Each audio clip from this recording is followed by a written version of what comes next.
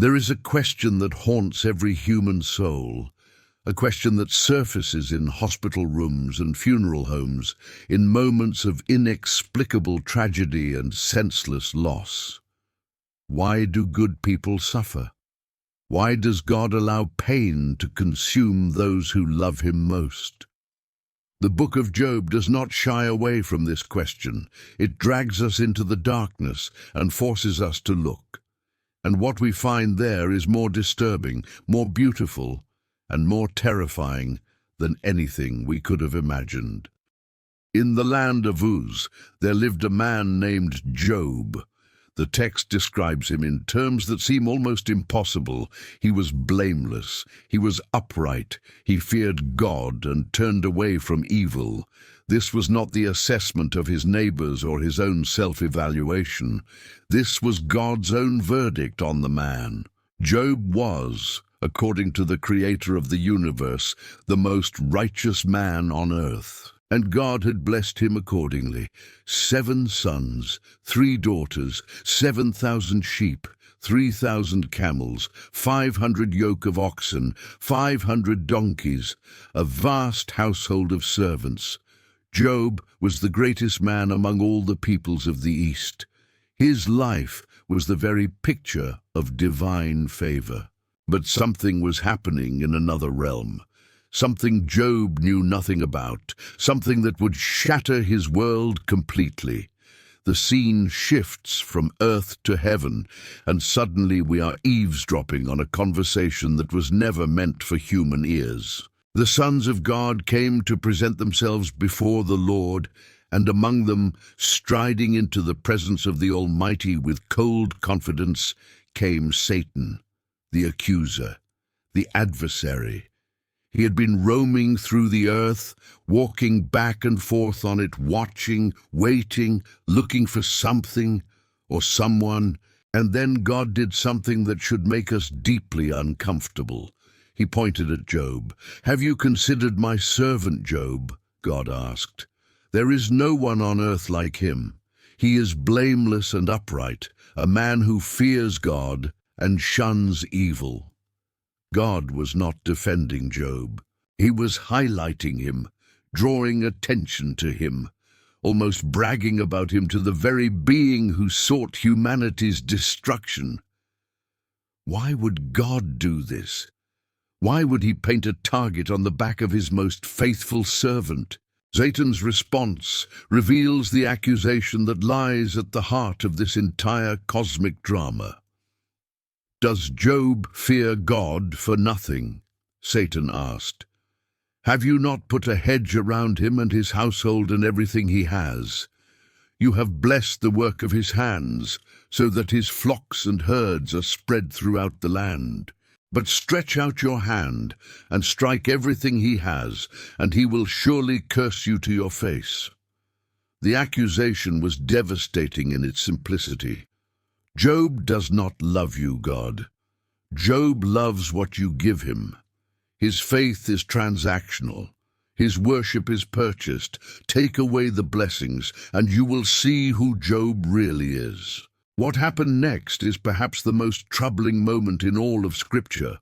God said yes. "Very well," the Lord said to Satan. "Everything he has is in your power, but on the man himself, do not lay a finger." God gave Satan permission, not reluctantly, not after lengthy deliberation, simply, terrifyingly, yes. Take it all. Destroy everything he has. Just do not touch him. And Satan went out from the presence of the Lord, armed with divine permission, eager to prove his accusation, ready to unleash hell on the most righteous man alive. The destruction came with devastating speed. Job was sitting peacefully when a messenger arrived, breathless and terrified. The Sabaeans had attacked. They took the oxen and donkeys. They put the servants to the sword. Only the messenger escaped to tell Job. Before he finished speaking, another messenger arrived. Fire fell from the sky. It burned up the sheep and the servants. Everything gone. Still the messenger was speaking when a third arrived. The Chaldeans had raided the camels, more servants slaughtered, and then the final messenger, the one carrying news so terrible that nothing could ever be the same again. "Your sons and daughters were feasting at the oldest brother's house," the messenger said, when suddenly a mighty wind swept in from the desert and struck the four corners of the house. It collapsed on them, and they are dead. All 10 children, dead in a single moment. Job, who had been the greatest man in all the East, had become the most devastated. In one day, he lost his livestock, his servants, his livelihood, and every single one of his children. Satan's assault was total, merciless, and perfectly legal within the boundaries God had set. What happened next proved Satan wrong in the most profound way. Job got up from where he was sitting. He tore his robe. He shaved his head. These were the ancient expressions of absolute grief, the physical manifestation of a soul being ripped apart. And then Job fell to the ground, but not in defeat, in worship. "Naked I came from my mother's womb," Job said, "and naked I will depart. The Lord gave, and the Lord has taken away. Blessed be the name of the Lord." In all of this, the text tells us, Job did not sin by charging God with wrongdoing. But Satan was not finished. He returned to heaven for another audience with God, and again God pointed to Job. "He still maintains his integrity, though you incited me against him to ruin him without any reason." Those last words are crucial. Without any reason. God himself admitted that Job's suffering was not punishment. It was not correction. It was not the consequence of sin. It was simply ruin, devastation without cause.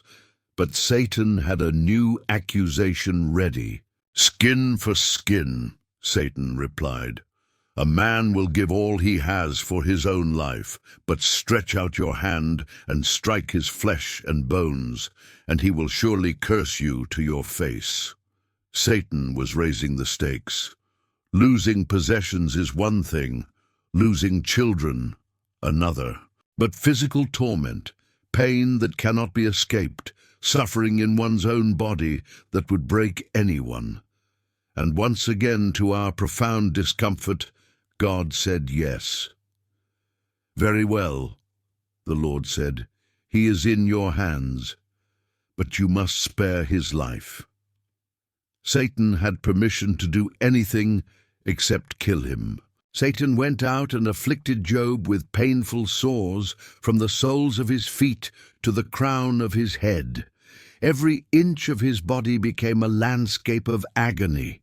The Hebrew word suggests something like boils, possibly accompanied by intense itching, oozing, and infection. Job took a piece of broken pottery and sat among the ashes, scraping his wounds. The man who once sat at the city gate as a respected leader now sat in the town dump, covered in sores, scraping his own flesh with garbage. The fall was complete, the devastation total.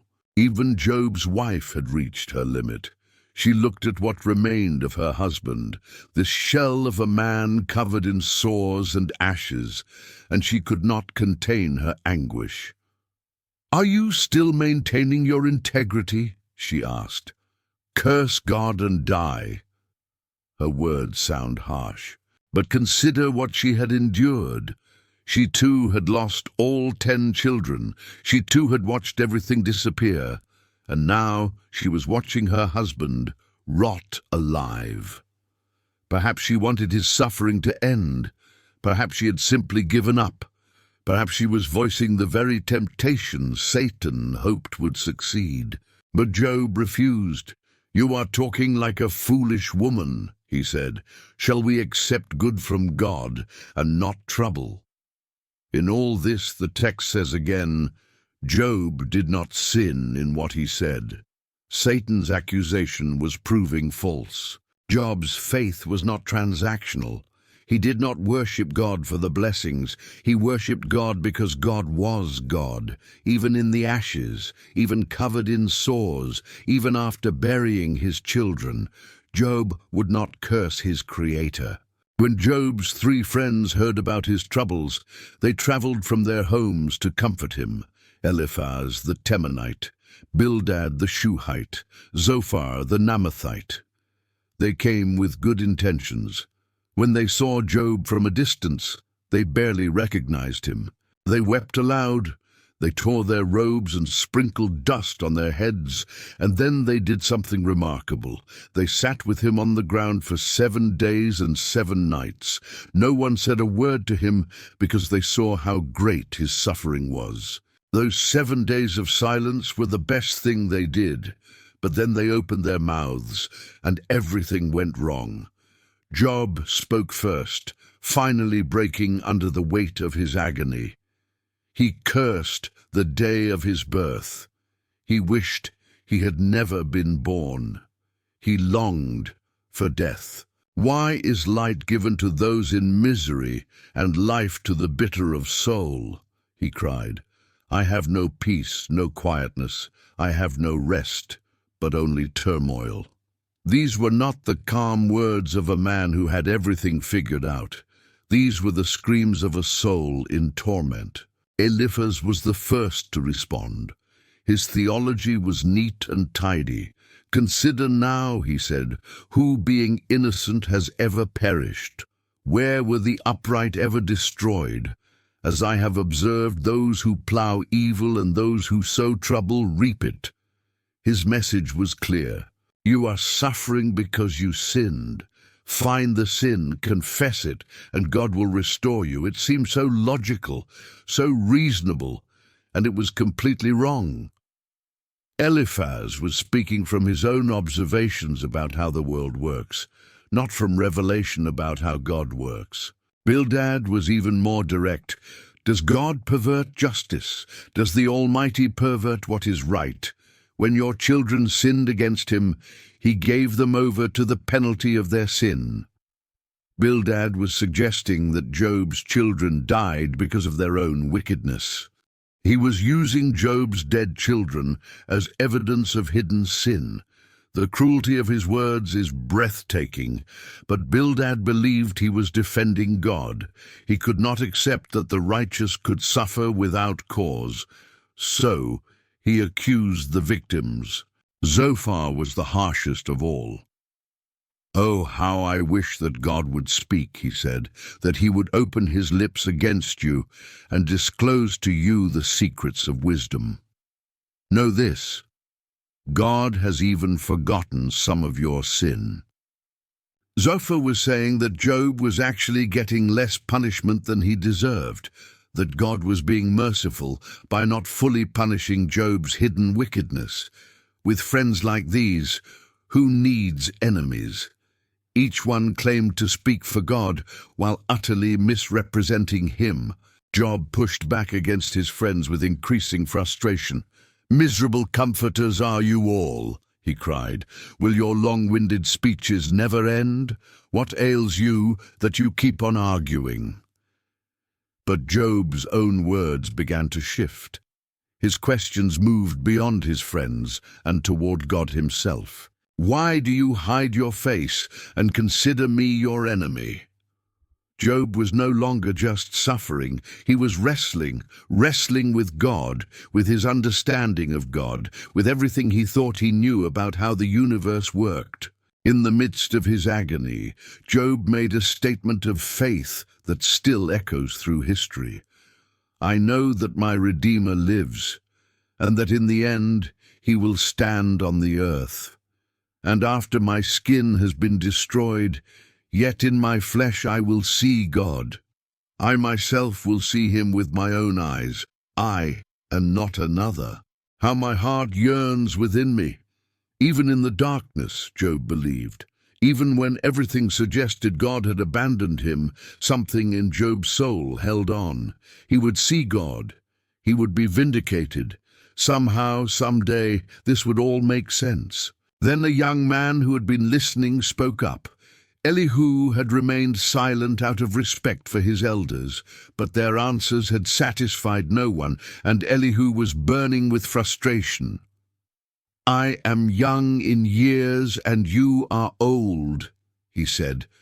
"That is why I was fearful, not daring to tell you what I know. But it is the Spirit in a person, the breath of the Almighty, that gives them understanding. It is not only the old who are wise." Elihu spoke for 6 chapters, preparing the way for what was coming next. And then God answered. Out of the storm, out of the whirlwind, the Almighty himself descended into the conversation, and everything changed. "Who is this that obscures my plans with words without knowledge?" God demanded. "Brace yourself like a man. I will question you, and you shall answer me." Job had wanted an audience with God. He had demanded that God explain himself. Now God was here, and he was not answering Job's questions. He was asking his own. "Where were you when I laid the earth's foundation?" God asked. "Tell me, if you understand. Who marked off its dimensions? Surely you know. Who stretched a measuring line across it? On what were its footings set? Or who laid its cornerstone while the morning stars sang together and all the angels shouted for joy?" God was not being cruel. He was establishing something essential. Job was a creature. God was the creator. The gap between them was not merely large. It was infinite. For 4 chapters, God took Job on a tour of creation. The sea, the dawn, the storehouses of snow and hail, the constellations, the wild donkey, the ostrich, the horse, the hawk, the eagle. With each question, God was making the same point. There are vast realms of the universe that operate far beyond human understanding. There are purposes being served that no human mind can comprehend. Job could not control the weather, or feed the lions, or tell the eagle where to nest. How then could he presume to understand God's purposes in his own suffering? God never explained why. He never told Job about the conversation with Satan. He never revealed the cosmic wager that had led to Job's devastation. Instead, God revealed himself, his power, his wisdom, his absolute sovereignty over every aspect of creation. And in that revelation, Job found something he never expected, not answers, but peace, not explanation, but encounter. Meeting God face to face changed everything. Job's response was transformed. "I know that you can do all things," he said. "No purpose of yours can be thwarted." You asked, "Who is this that obscures my plans without knowledge?" Surely I spoke of things I did not understand, things too wonderful for me to know. Job was not broken. He was humbled. He was not silenced out of fear. He was silenced out of awe. The God who made the universe had come to sit with him in his suffering. That was enough. Then Job said the words that marked the turning point of the entire book. "My ears had heard of you, but now my eyes have seen you. Therefore I despise myself and repent in dust and ashes."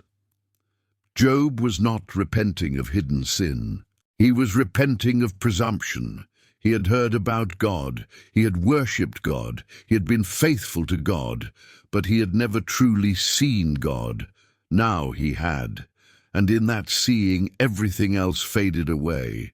God then turned his attention to Job's 3 friends, and he was angry. "I am angry with you and your 2 friends," God told Eliphaz, "because you have not spoken the truth about me, as my servant Job has." The friends who claimed to defend God had actually misrepresented him. Job, who had questioned and wrestled and cried out in anguish, had spoken truth. God instructed the friends to offer sacrifices and have Job pray for them, or they would be punished for their folly. After Job prayed for his friends, the Lord restored his fortunes. The Lord gave him twice as much as he had before, 14,000 sheep, 6,000 camels, 1,000 yoke of oxen, 1,000 donkeys, 7 sons and 3 daughters. His daughters were the most beautiful women in all the land, and Job lived another 140 years, seeing his children and their children to the 4th generation. The restoration was complete. But what does this story mean? Why did God let Satan destroy Job's life? The disturbing answer is that we are never told why, at least not in the way we want. God never explained the heavenly counsel to Job. Job went to his grave, not knowing about Satan's accusation or God's permission. He lived and died, trusting a God whose ways he could not understand. And that perhaps is the point. Satan's accusation was that no one truly loves God for God's sake, that all worship is ultimately self-interested, that if you strip away the blessings, you strip away the faith.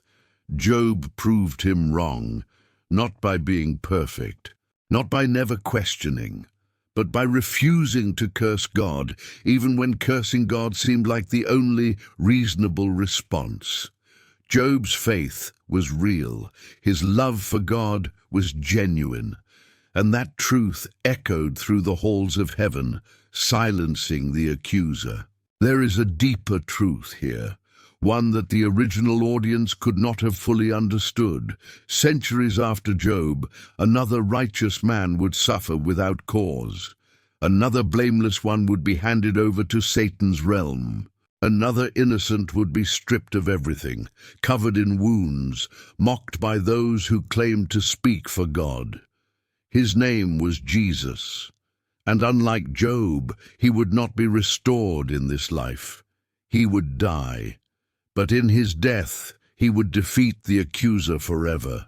Job's story does not give us easy answers. It gives us something better. It gives us permission to wrestle, to question, to cry out in our pain. It shows us that God is not threatened by our anguish. It reveals that true faith is not the absence of doubt, but the refusal to abandon God in the midst of it. And it whispers a promise that one day, somehow, we too will see God. And in that seeing, everything we have suffered will finally make sense.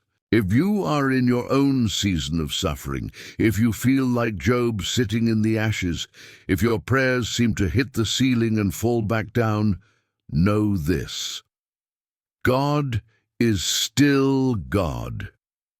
Your pain is not punishment. Your questions are not sin. And the accuser who whispers that God has abandoned you is a liar.